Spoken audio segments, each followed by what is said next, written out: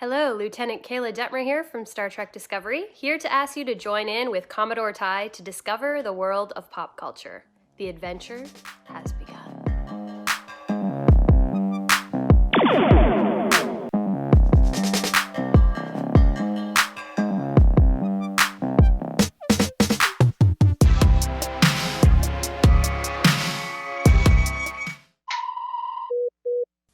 Incoming message from Commodore Ty.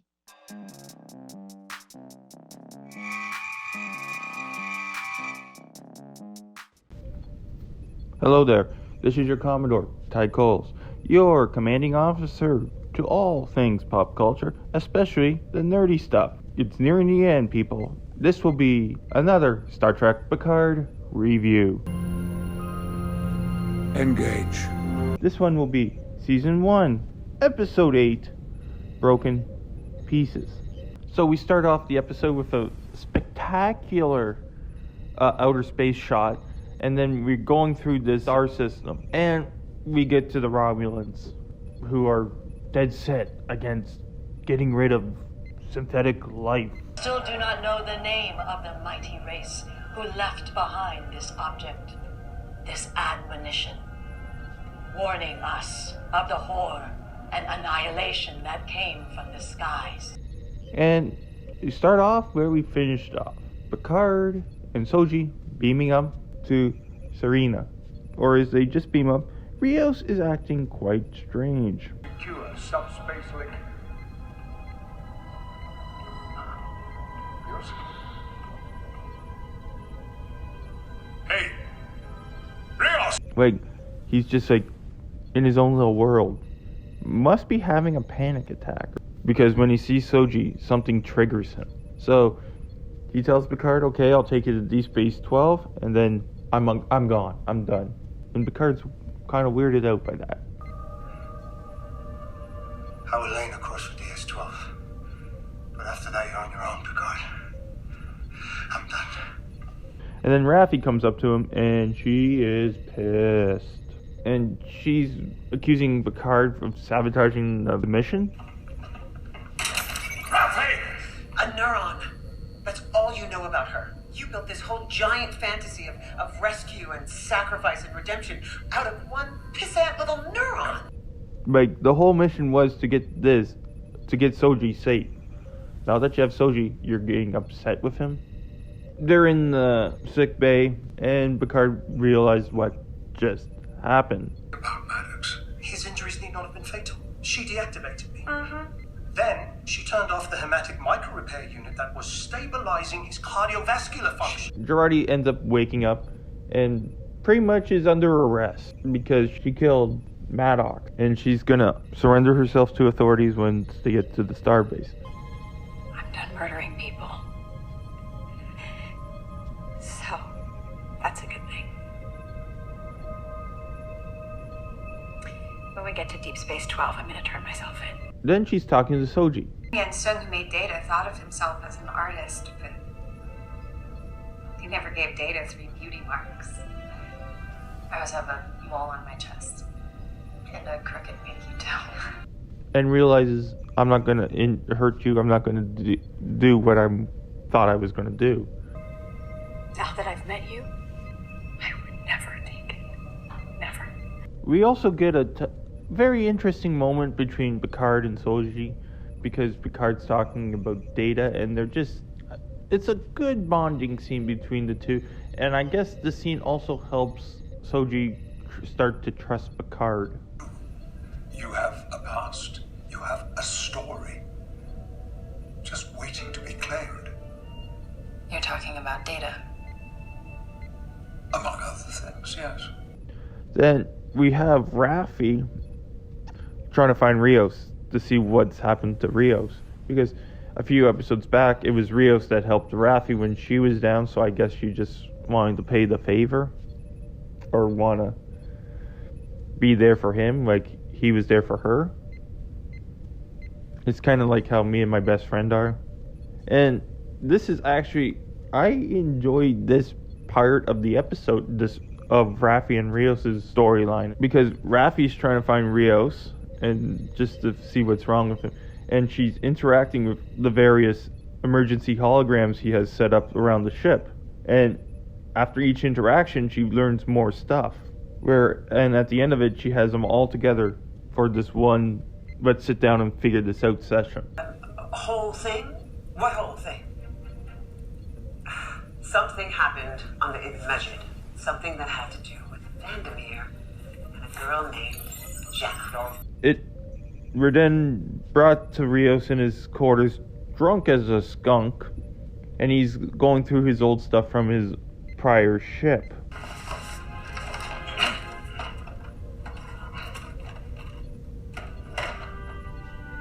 And we learned the horrible truth that's behind it. Bonzo Vandermeer kills them both in cold blood. Takes them both out with 2 quick pops on the phaser. And that his captain, his father figure, was the one that had to execute the order. And it distraughted Rios a hell of a lot, what happened. That's when he put the phaser in his mouth and pulled the trigger. So with Raffi and Rizzo's relationship that's been building up, this is probably why I enjoy it so much, is because I see my friendship with my best friend in that we're always there for each other, we look out for each other, and we just enjoy to be, like, we always want the best for each other, and we'll always look out for each other. So I think that's possibly why I enjoy that aspect, because it reminds me of something I know very well. They finally all figure out what's happening by extrapolating everything that's been happening so far. They figure it out. That Commodore O is part of the Zhat Vash, which is an extremist group of the Romulans, because they realize the horrors of synthetic life.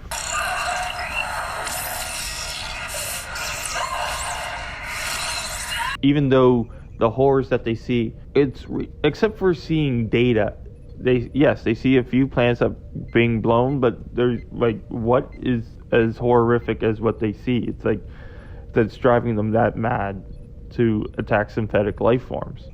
And we learned that Commodore O, which we should have known from day one, was half Romulan, half Vulcan.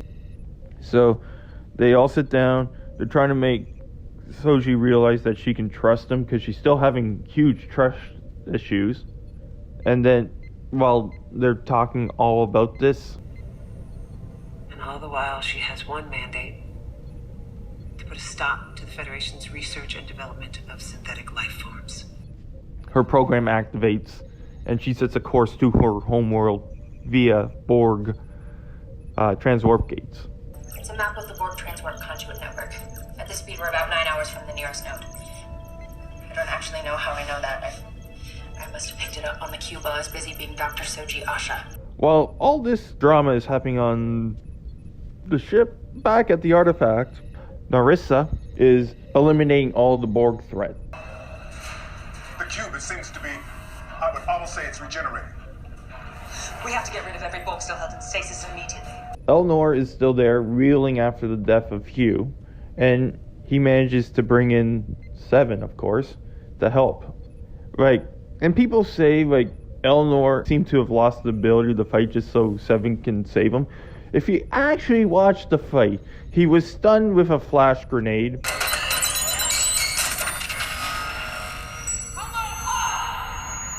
It was a 3-to-1 situation, and he still held his own.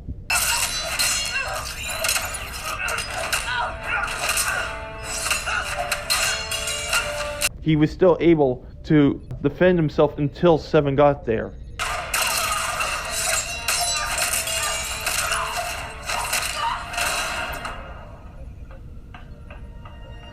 Saying that he forgot to learn how to fight just so S.1 could save the day, I think is not accurate at all. So S.1 connects back with the Borg to release the Borg on the Romulans.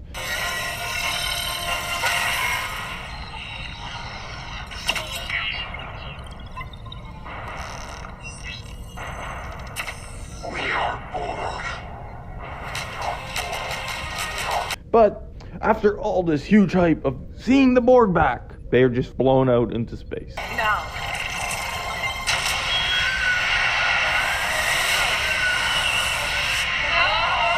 After all the buildup of the Borg coming, especially after the amazing effects that they did, blown out into space. And she was still able to control the X-Borgs, and they were going after Narissa, but at the last second she was able to beam off, and the Romulan fleet is now headed towards where these synthetic life forms are.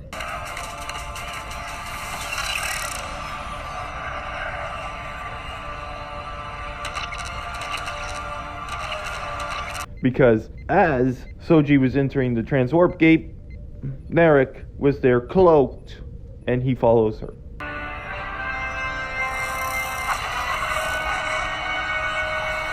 End of story. Overall, this was a very good improvement over the last episode. I enjoyed it, and I feel like they could have combined the last two episodes to make an episode, because I'm usually saying they add too much into an episode where they need to break it apart. But this one, I think they could have condensed it, because the last episode, except for some decent Riker and Picard scenes, didn't really add much to it, because where's Soji still? She didn't believe him at the beginning of episode 7. She's still having a hard time believing them now at the end of episode 8. There was no need for her to show 2 episodes of her struggling to believe Picard or trusting Picard. I hate the Admiral's interaction with Picard in this episode because... No, Clancy, if you say this is not a job for Starfleet, then I'm sorry, but you are a waste of space. Admiral Picard, with all due respect and at long last, shut the fuck up. I'm sending a squadron to rendezvous with you at DS-12. Picard is proven right, and she has to act like an ass, and her only defense is to tell him to shut up. But I do appreciate what they did with episode 8. They add some great background to Picard. They even added some stuff that was cut from a Next Generation episode. And I want to bring it up that they do have the line of him being on the Reliant as an ensign. Standing the night watch as a young ensign on the bridge of the Reliant, feeling I was the only one awake in all that emptiness. It does fit in his timeline as far as we know, because he graduated in 2327, and then you learn that he started being in command of the Stargazer in 2335 until 2355. So you got about an 8-year gap. So during that time, yes, he was a lieutenant on the Stargazer prior to him being given command of that vessel for his actions during an emergency. But there is a chunk of time still. So he could have, who knows, I doubt he was on the Stargazer for those full 8 years.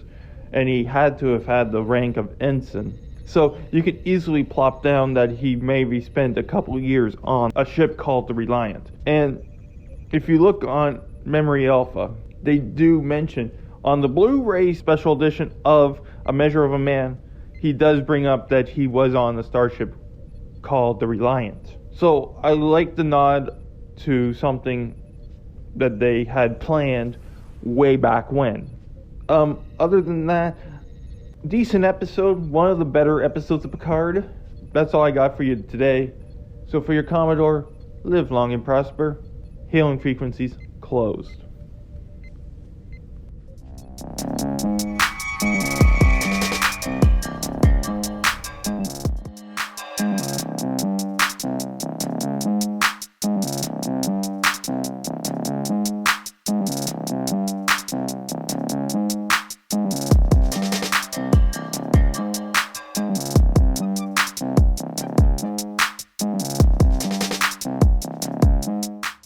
Thank you for watching the video. Hit that like button, subscribe to the channel, watch one of my many other videos, and if you like what you see, you can support the channel by donating to my PayPal. So for Commodore Ty, Live long and prosper all, and for now, until next time, the hailing frequencies are closed.